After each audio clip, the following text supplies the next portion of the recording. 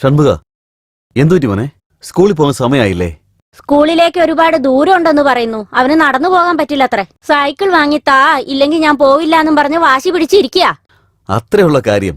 ഒരു സൈക്കിളല്ലേ, അത് എത്രയും പെട്ടെന്ന് ഞാൻ വാങ്ങിച്ചു തരാം. ഇപ്പൊ മോൻ പോവാൻ നോക്ക്. ചേട്ടാ, കാലിന് നല്ല വേദനയുണ്ട്. കാലിന് വല്ലാത്ത വേദനയുണ്ടോ? അപ്പൊ ഒരു കാര്യം ചെയ്യാം, നീ എന്നെ തോളി കയറിയിരിക്കേ, ഞാൻ നിന്നെ സ്കൂളിൽ കൊണ്ടാക്കാം.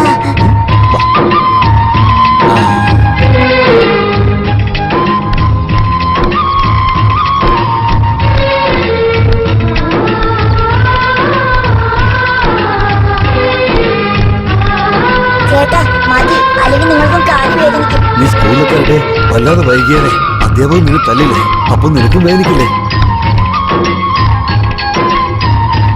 പോയിട്ടാ മോനെ.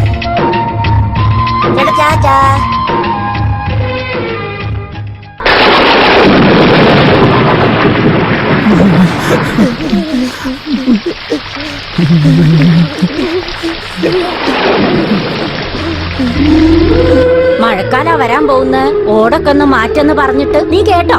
അന്ന് കേക്കാഞ്ഞിട്ടല്ലേ. ഇപ്പൊ നോക്ക്, ഈ മഴയില് ഈ കുട്ടിയോളെ എങ്ങനെയാ സ്വസ്ഥമായിട്ട് കിടന്നുറങ്ങുക? പുറത്തു പോയിട്ട് എന്തെങ്കിലും വാങ്ങിയിട്ട് വരാന്ന് വെച്ചാ ഒരു കൊട പോലും ഇല്ല.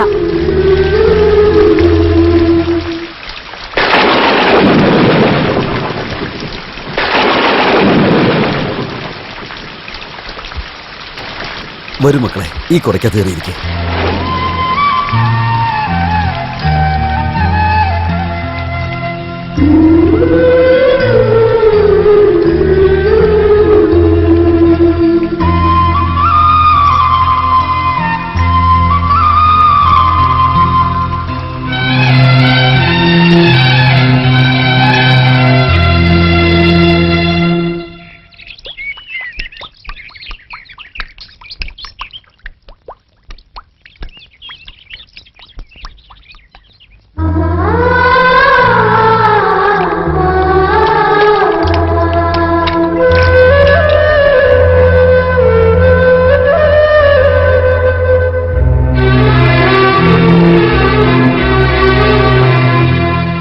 ഈ ഗ്രാമത്തിലുള്ള കുന്നത്തോ ഗ്രാമത്തിൽ ചേർന്ന ശ്രീ ശങ്കരനും ഇതേ ഗ്രാമത്തിലുള്ള ദേവരായന്റെ സഹോദരി സൗഭാഗ്യവതി വിനീതയ്ക്കും രണ്ട് കുടുംബങ്ങളും തീരുമാനിച്ചെടുത്തിരിക്കുന്ന കാര്യം കൊണ്ട് ഇപ്പോ നിശ്ചയാർത്ഥം നടത്താൻ പോവുകയാണ്.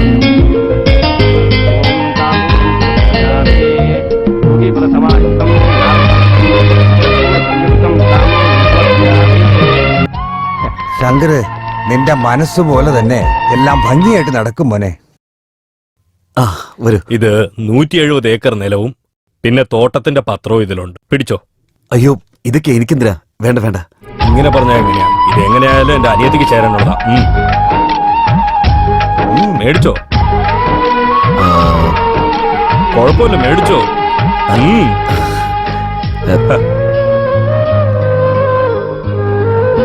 അതെ, കല്യാണം കഴിഞ്ഞ എങ്ങോട്ടേക്ക് കൊണ്ടുപോവാ? എവിടെ പോകാനാ നിന്റെ ആഗ്രഹം? ഊട്ടിയിലേക്ക് പോയാലോ? ഊട്ടിയിൽ എന്താ ഉള്ളത്? അവിടെ ക്ലൈമറ്റ് അടിപൊളിയായിരിക്കും. നീ ഒന്ന് മൂളിയാ മതി, ആ ക്ലൈമറ്റ് ഞാൻ ഇവിടെ കൊണ്ടുവരാം. തമാശ കളിക്കല്ലേ, എന്നെ കൊണ്ടുപോവാന്ന് പറ. കൊണ്ടുപോകാം. ചേട്ടാ, എനിക്ക് മൂത്രമൊഴിക്കാൻ മുട്ടിട്ട് വയ്യ. എവിടേക്കാണ് പോണ്ടത് പറയോ? നോക്ക്, പുറകിലേക്ക് പോ, അവിടെ ടോയ്ലറ്റ് ഉണ്ട്. എവിടെയെന്നറിയില്ല, നിങ്ങളൊന്ന് കൂടെ വരുമോ? നീ തന്നെ പുറകിലേക്ക് പോയി നോക്ക്, ആ പറഞ്ഞോളൂ. ചേട്ടാ, എന്നെ നിങ്ങൾ തന്നെ ഒന്ന് കൊണ്ടുപോകുവോ? ഞാൻ കൊണ്ടുപോയിട്ടരാം. വാ മോനെ, വാ.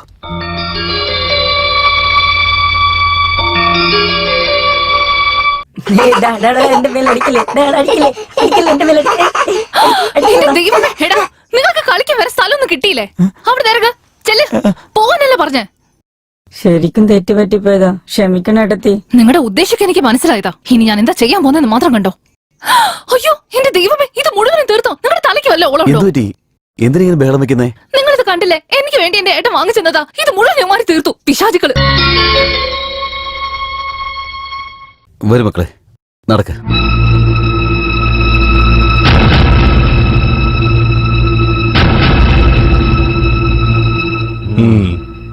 എന്താ മോളെ, ശങ്കരനാനിയന്മാരുടെ കുറുമ്പ് കൂടിപ്പോയോ?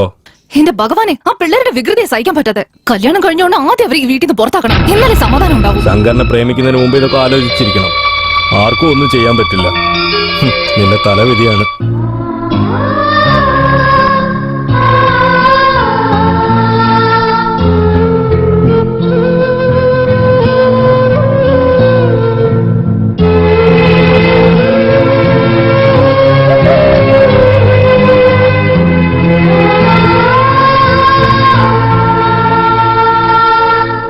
നീ എന്താ പറയുന്നത്? എനിക്കെന്തോ ഈ കല്യാണം നടക്കാൻ പാടില്ലെന്ന് തോന്നുന്നു. നിശ്ചയദാർത്ഥം കഴിഞ്ഞത് നാട് മൊത്തം അറിഞ്ഞു. ഇപ്പൊ കല്യാണം വേണ്ടെന്ന് പറഞ്ഞാൽ എങ്ങനെ? അത് മാത്രമല്ല, എന്റെ അനിയത്തിക്ക് എന്താ കുറവ്? എന്നെ ഭാര്യയായിട്ട് വരുന്ന പെണ്ണ് എന്റെ കുടുംബത്തെ കണ്ണിലെ കൃഷ്ണമണി പോലെ നോക്കുമെന്നാണ് ഞാൻ കരുതിയിരുന്നത്. പക്ഷേ കല്യാണത്തിന് മുമ്പ് തന്നെ ഇവള് എന്റെ അനിയന്മാരെ പുറത്താക്കാനാണ് ശ്രമിക്കുന്നത്. നിങ്ങൾ എന്നെ പറ, അതൊരു ശരിയായ കാര്യമാണോ? അതിലെന്താ തെറ്റ്?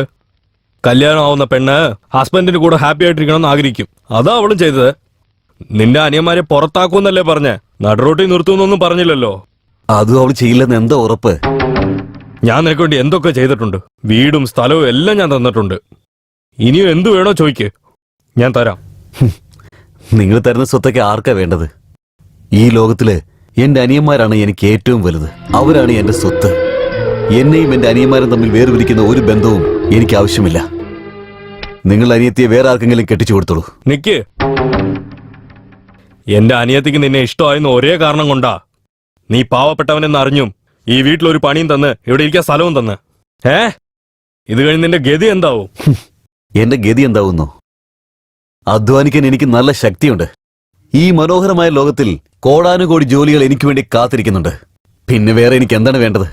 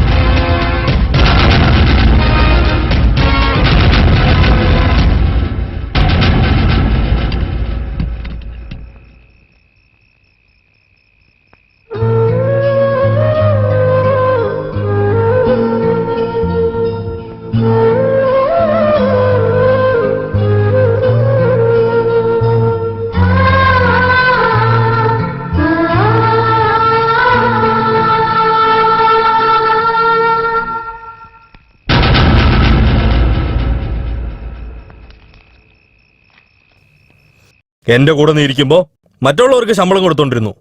പക്ഷെ ഇപ്പോ കൂട്ടത്തിലൊരാളായിട്ട് കൂലി ജോലി ചെയ്ത് കൈകെട്ടി നിൽക്കുക അല്ലേ?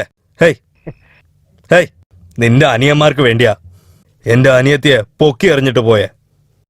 ഞാനും നോക്കുവാടാ നിങ്ങൾ എല്ലാരും എത്ര ദിവസം ഒന്നായിട്ടിരിക്കുമെന്ന്. ഇങ്ങോട്ട് നോക്ക്, നാളെ നിന്റെ അനിയന്മാർക്കൊക്കെ കല്യാണം കഴിഞ്ഞു കഴിഞ്ഞാ നിന്റെ കൂടെ ഉണ്ടാവും നീ വിചാരിച്ചോണ്ടിരിക്കുക? ദാ പോടാ. ഞാനൊന്ന് പറയാം കേട്ടോ, ഒരു ദിവസം നിന്റെ അനിയന്മാരെല്ലാം നടുറോട്ടി നിന്നെ ഇട്ടിട്ട് പോകും കേട്ടോ. അപ്പോ എന്റെ അനിയത്തി ചെയ്തത് ശരിയാണെന്ന് ഓർത്തോർത്ത് നീ ഉരുകുവേടാ. അതൊരിക്കലും നടക്കാൻ പോകുന്നില്ല. തീർച്ചയായിട്ടും നടക്കും. അങ്ങനെയൊക്കെ ഞാൻ നിന്നെ വെല്ലുവിളിക്കുകയാണ്. ഞങ്ങൾ ഒന്നിച്ച് ജീവിക്കുന്നത് നീ കണ്ടിരിക്കും.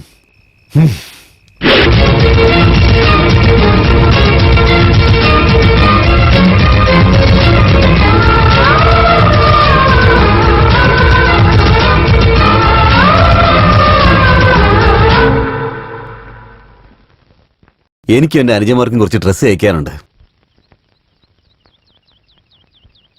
തുണി കുറവാ, അതുകൊണ്ട് നിങ്ങൾക്കും ചേർത്ത് തയ്ക്കണമെങ്കിൽ ഒരുപാട് ബുദ്ധിമുട്ടാകും. ഓ, അങ്ങനെയാണെങ്കിൽ വേണ്ട, എനിക്ക് തയ്ക്കണ്ട. എന്റെ അനുജന്മാർക്ക് മാത്രം തയ്ച്ചാൽ മതി.